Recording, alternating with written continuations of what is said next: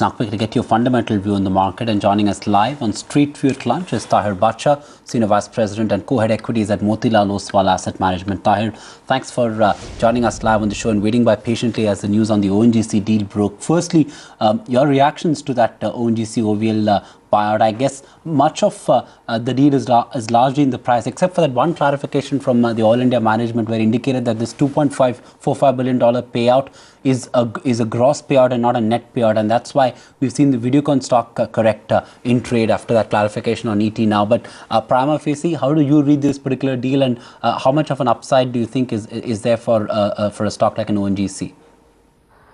So prima facie, it appears to be a reasonably good deal from a medium to long-term perspective, and it's even if you were to probably look at the share of the investment that ONGC needs to make, it's reasonably well within control as far as their ability to fund it goes. And if there is upside to the stated gas reserves, then clearly it could make sense even paying a slight premium over a medium to long-term basis. So I think it's looking like a reasonably good deal for ONGC, but I think the stock price probably also is trying to react to the fact that somewhere down the line we will probably see the gas price issue getting resolved and that benefit coming about, which essentially is one of the larger triggers which will play out in ONGC in the near to medium term. So I think the stock corrected recently on the back of the postponement of the gas price hike, but I think that's something which is more or less an eventuality.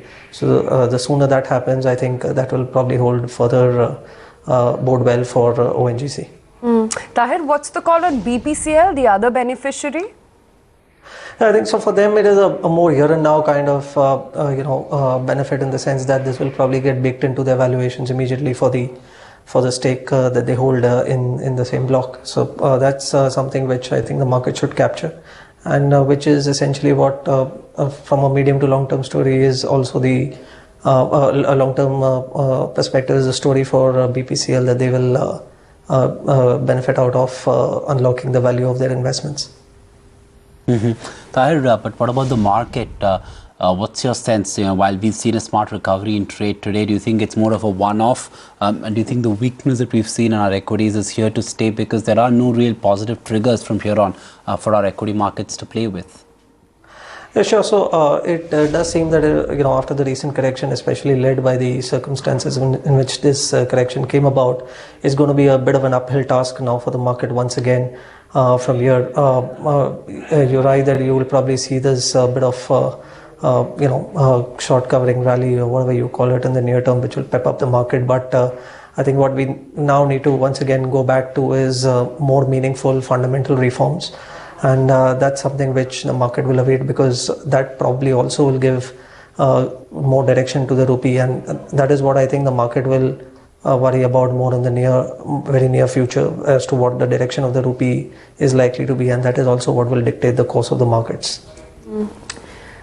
Taher, we've had one stock which has had negative news flow on a daily basis, and that's been Ranbaxy, severely punished and really thrashed by the market. But today the news coming in that Supreme Court has actually dismissed Ranbaxy's PIL against the company. Do you think in the near term at least the stock may have bottomed out, and is it time at all to buy into Ranbaxy?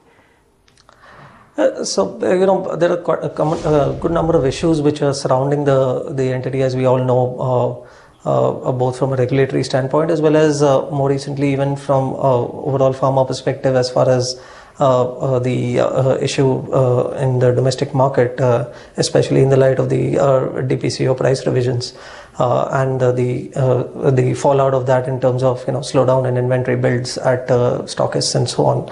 So I think there may be a cause for bottom fishing, but you're grappling with a lot of fundamental issues at this stage where perhaps you don't have enough clarity. We don't really own the stock at this stage, so we've also not done a great amount of work, but I would think that it's not really going to be a very easy task, despite the sharp correction in the price and maybe compelling valuations. Taher, thank you so much for joining in with that perspective on our markets. Always a pleasure chatting with you. Let's quickly get to a global view as well.